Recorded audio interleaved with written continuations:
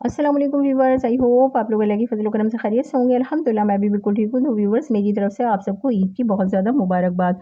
आज मैं आपके लिए लेकर आई हूँ बहुत ही क्रीमी और डिलीशियस हमारा ट्रेडिशनल शीरखुरमे की रेसिपी, जो आपकी ईद को बना देगा और भी ज़्यादा स्पेशल। बहुत क्विक और क्रीमी बनकर तैयार होगा और हर किसी को बहुत ज़्यादा पसंद आएगा। तो चलें हम बनाना स्टार्ट करते हैं।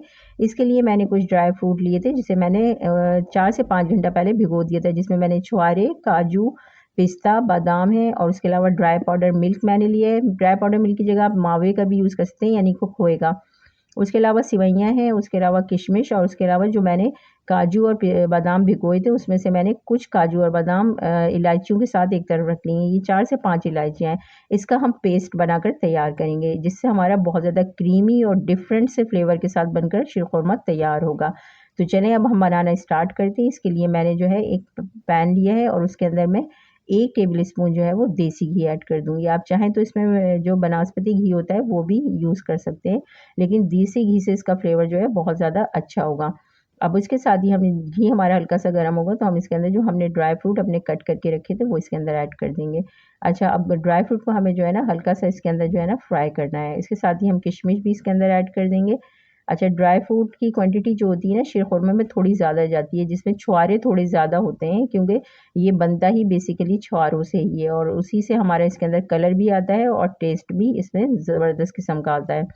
अभी हमारे इस तरह से फ्राई हो गए थे सारे ड्राई फ्रूट, तो हम अब इसको एक तरफ रखते हैं और उसके साथ ही इसी पैन के अंदर हम 1 टेबल स्पून और घी ऐड करेंगे और उसके के अंदर जो मैंने 1 कप सेवइयाँ ली हैं, वो सेवइयाँ ऐड कर देंगे। सेवइयों का चाप जो है ना थोड़ा-सा तोड़ लीजिएगा। बहुत ज़्यादा बड़ी-बड़ी जो है वो खाने में प्रॉब्लम होती है, थोड़ी छोटी सही रहती हैं। तो इसमें थोड़ी-सी मैंने तोड़ ली थी, अब इसको अभी हमने जो है वो फ्राई करना है। अच्छा, ये ऑलरेडी रोस्टेड सेवइयाँ होती हैं, लेकिन जब हम घी में इसको फ्राई कर लेते हैं, तो इससे बहुत ज़्यादा अच्छा-सा टेस्ट आता है हमारे शीरखुरमे में।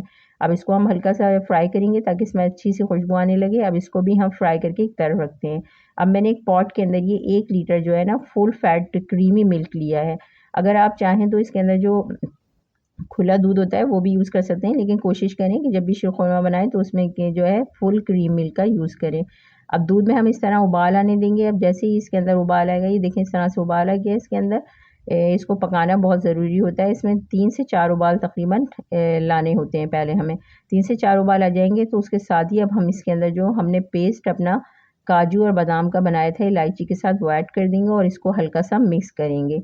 मिक्स करने के बाद इसी स्टेज पे हम इसके अंदर जो हमने अपने ड्राई फ्रूट फ्राई करके रखे थे वो ड्राई फ्रूट ऐड कर देंगे और अब ड्राई फ्रूट के साथ हम इसको तकरीबन जो है ना वो 10 से 15 मिनट जो है पकाएँगे और उसके साथ ही ड्राई फ्रूट के साथ हम इसके अंदर जो है वो ड्राई पाउडर मिल्क ऐड कर देंगे। इससे थोड़ा हमारा क्रीमी सा शीरखुरमा और बहुत ज़ायक़ेदार बनकर तैयार होगा।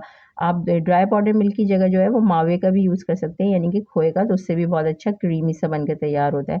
अब हमें इसे 10 से 15 मिनट जो है ना इसको स्लो फ्लेम पे पकाना है, ताकि मिल्क हमारा थोड़ा-सा क्रीमी-क्रीमी सा हो जाए। अब ये देखें हमारा थोड़ा-सा रिड्यूस हो गया है मिल्क, थोड़ा-सा क्रीमी टेक्सचर सा आने लगा है इसका, यानी कि थिक होने लगा है। तो अब इसी स्टेज पे इसके अंदर हम जो है ना वो शुगर ऐड कर देंगे और शुगर के साथ ही इसके अंदर हम सेवइयाँ ऐड कर देंगे जो हमने फ्राई करके रखी थी।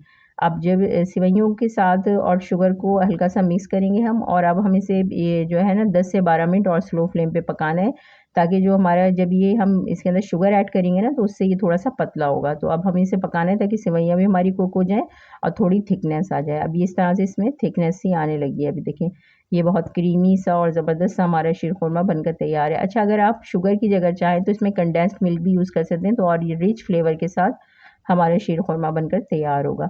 अब ये देखें हमारा कितना ज़बरदस्त क्रीमी सा जो है वो बिल्कुल ज़बरदस्त बनकर तैयार हो चुका है, बिल्कुल परफेक्ट इसकी कंसिस्टेंसी है।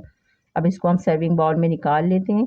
आप इसे चाहें तो जो है वो ठंडा या गर्म दोनों तरह से इसको सर्व कर सकते हैं। कुछ लोग इसको गर्म खाना पसंद करते हैं और कुछ ठंडा, तो अगर आप जिस तरह भी चाहें इसको सर्व करें। ये इतना मज़ेदार, क्रीमी और डिलीशियस बनकर तैयार होता है कि अगर आपने एक बार ये बना लिया तो फिर आप इस रेसिपी को फ़ॉलो करके दोबारा भी बनाना पसंद करेंगे। रेसिपी पसंद आए तो लाइक और शेयर ज़रूर कीजिए, चैनल को सब्सक्राइब करना ना भूलिए और इस ईद को बहुत ज़्यादा मीठा और खुशियों भरा बनाइए। हेल्दी खाइए, हेल्दी रहिए। Thanks for watching. अल्लाह हाफ़िज़।